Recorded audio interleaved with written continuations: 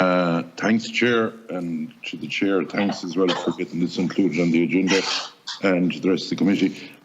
First of all, welcome to Mr. Fitzgerald. Going by the figures I have looked at in a yearly income, my understanding for the scheme when it started, when the department put out the scheme, and correct me if I'm wrong, that it was basically deposit that the farmer paid up front for something, and they were actually to get a refund. Can you confirm that that was the basis that the scheme was set up in, that basically you paid so much, I think it was €5 a roll off the top of my head, or it could be more, I don't know, maybe 6 or 7. And when you brought that plastic back, you were to get your money back. That was my understanding. That's the first question for you, Mr. Fitzgerald. Second of all, my understanding is that there was a stroke of a pen in the department where we were in under green waste that turned it to amber, which has caused a major problem, that if you have green waste, you can get rid of it free to other countries, and I just like confirmation of that. My third question is, my understanding at the moment is a machine, and I'd probably say the name of it wrong, it's like trombone or something that you push the plastic through, and does that make the plastic into a green, and is that a dear process? And fourthly, I'm looking at figures here of roughly between 1.6 and 2 million a year that would be given, that the farmers of this country has paid, to be quite frank about it, for plastic up front, or that the companies paid first that brought it in. But at the end of the day, it's the farmers right around this country that makes bales and silage and whatever that is paying for all of this. Plus the collection point of, and I'm doing up the tonnage because, am I right in saying that most plastics are twice the weight when they come back with bits of muck or whatever on them, a bit dirty, will weigh twice the weight. So you're looking at €50 a tonne. And my figures would bring me to at least 3 million a year of an income for the body that's over it at the moment. Now, I've done a small bit of research on this, and there is systems in place where you can recycle plastics. It's setting up an industry for between 5 and 6 million. The machinery would be required. Has anything been done that way? Is there an opportunity to do this in our own country to avoid the situation that has happened? Am I correct in saying as well, this is my second last question, that my understanding from photos that I have seen, that there is huge stockpiles even in, and maybe you don't know this, in the people that are basically accredited with collection at the moment around the country, that there is huge stockpiles of last year's plastic there, and what is going to be the outcome of that?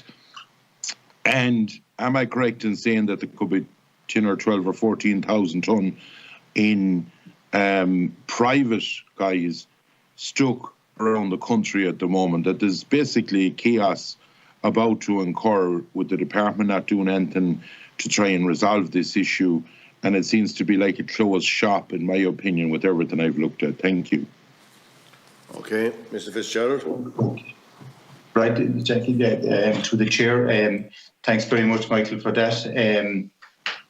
I suppose the first thing you spoke about there was the deposit refund, right? So in order to confirm you, that is actually the way the legislation was set up, that the farmer paid up front and that he got a refund when the material was recycled.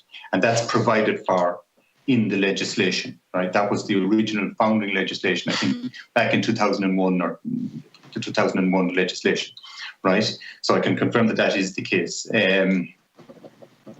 Right? Now, did they ever, just sorry for putting in, did they ever get money back to the farmer? No. The model, I think, seemed to evolve or morph away from that particular, mutate, we'll say, for the want of a better word, away from that.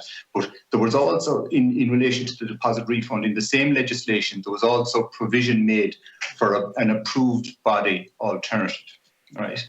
And this is, I think this is the element of it under which IFFPG has been established. as an approved body. So it's a state-approved body to collect the levy in relation to the farm plastics coming into the country. So it's operating, the context of the actual situation at the minute versus vis-a-vis the legislation, it has kind of moved away slightly from it. Now, the second question in relation to it then is in relation to the green versus amber waste. Now, up until 2013, all farm plastics were exported as green waste, right? So in other words, you essentially baled your plastic and you shipped it to a recycler, and you had a certificate with it going, and you had a certificate coming back on it. That was the way it was. In 2013, this situation was changed, and farm plastics became designated as amber, which involved a significant shift and difficulty in relation to the export of farm plastics. In your opinion, what was the thinking behind that? Well, amber waste is considered a hazardous waste, right? Anything amber is hazardous, and it may have been. I actually don't know the context of it, but the amber waste is kind of significantly more difficult to export. First of all, you have to get a bond of about €5,000 per load. So we'd say out of my yard, I would have a bond of €20,000 put in place, and for 4 loads of plastic to be in play at any one time. So when load number 1 was recycled, I could ship the 5th load. So it significantly restricts, your movement or your trade in plastic. It was also the designation also created difficulties in relation to loading of plastics at the yard. In relation to, we'd say, if a lorry was late, it put pressure. If a lorry couldn't come today, then you had to abandon that load and get permission for another load 2 days later. It's kind of extreme difficulty in the Irish situation for shipping plastics. And it also created an even bigger difficulty in relation to the yards you could export the farm plastics to. So you can't export an amber waste to a green facility. So that cut out most. So there are really only 2 amber facilities that we know of, or 3 amber facilities that we know of, 1 in Holland and 2 in Great Britain. And we actually don't have, our markets on the continent couldn't take it because you can't ship an amber waste into a green facility, even though Irish farm plastics farm plastics European-wide is actually classified as a green waste. And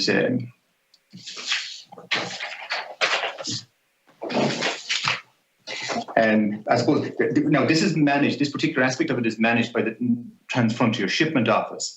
And their view of it was that commingling of hazardous materials with waste is the background thinking behind it, like there'd be hazardous materials. But like grit, soil and organic matter are not hazardous materials. Like if you think we import cattle, we import and export livestock, there's bedding, there's all sorts of issues, and there's no greater difficulty to the country than actually farm plastics is. But that's the perception that there is at the TFS office in relation to farm plastics. The third one then, you mentioned about the trommeling machine, Michael. You can, TFS office have indicated that you can trommel farm plastics, which is really just putting it through a big screen and screening it out. But the volume of material that you get out of a trommel is less than 5% of, do you know what I mean? It's really dust, a bit of sand, not stone, little things like that. And it's not, it's a costly procedure to put the material through a trommel to export it as green waste. That's the first element of it. And it doesn't add any value in that the current recyclers for farm plastics are quite well prepared to accept untrommeled plastic, which was what they've done for years in their recycling facilities in England, Wales, Scotland, and in Holland. So trommeling waste is really, we think it's a waste of time, to coin the phrase, to deal with that particular issue. Now, you mentioned the figures, Michael, in relation to 1.62 million. Again, I suppose those are estimated figures. But it was money that the farmers did pay. And but when you take in plastic, take in raw, we'll say you buy a roll of plastic and it's 40 kilos in a roll, I think, 50 kilos in a roll, 40 kilos. It doubles its weight when you bring it back in for recycling because it's a hygroscopic material, it holds onto water.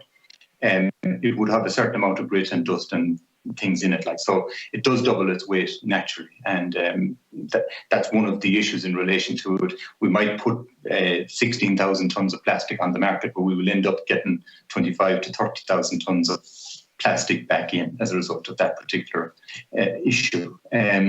You mentioned other things there, Michael. A plastics recycling facility. Now, that's a rather interesting one in that there have been a number of iterations of plastic recycling facilities in this country over the last 10 or 15 years. And unfortunately, in many cases, it has actually been a graveyard for money. The recycling facilities failed commercially. But again, I'm not privy to the reasons why this might have happened, but it would seem that maybe lack of investment and maybe engineering technology was letting people down. There was a great facility actually at Borden facility down in Littleton in Tipperary, and it's a super yard, ideal for the particular job. But the machinery is the process of handling farm plastics involves fairly robust machinery, and I think in many cases the investment hasn't been appropriate or enough to get the machinery that would actually ensure that the facility would run. That's my view of it. Is there just one quick fire thing to you? My understanding from research I have done that there was a reluctancy to guarantee supply to some of the people that were willing to invest in the proper machinery in this country. Would you as an industry have heard any of that? There's strong anecdote. And my understanding on the Borden while it's appreciated what they're doing, that the gear they have isn't fit for the silage plastic stuff. It's basically like a monkey and an elephant. That it's not fit for. Yes, that's our understanding of it as well. That we say that maybe the machinery wasn't quite in relation to the Littleton, that there were engineering issues and design issues in relation to the facility. Your first point there, Michael, it just has lost my head. I'm sorry. The first point was that my research on it, there would be saying that for some of the people that were willing to invest the 3 or 4 or 5 million for the proper gear, that there wasn't a guarantee being given to them of the amount of plastics that they needed to make the plant viable. There's certainly strong anecdotal evidence in a couple of instances in relation to that. Now, again, I can't verify any of that, but that seems to be the thing that's out there. Like a guarantee of supply is the first thing you need where you're going in with a big investment into a place, and it seems. For whatever reason, these kind of guarantees weren't forthcoming in relation to processing plastic in this country.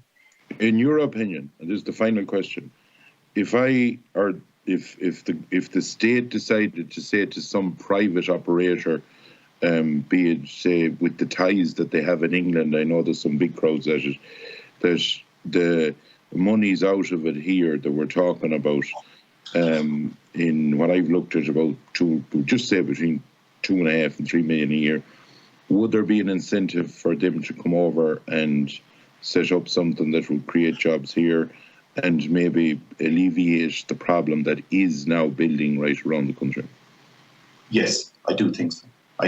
Where credible advances are made. Yes. Thank you, Michael.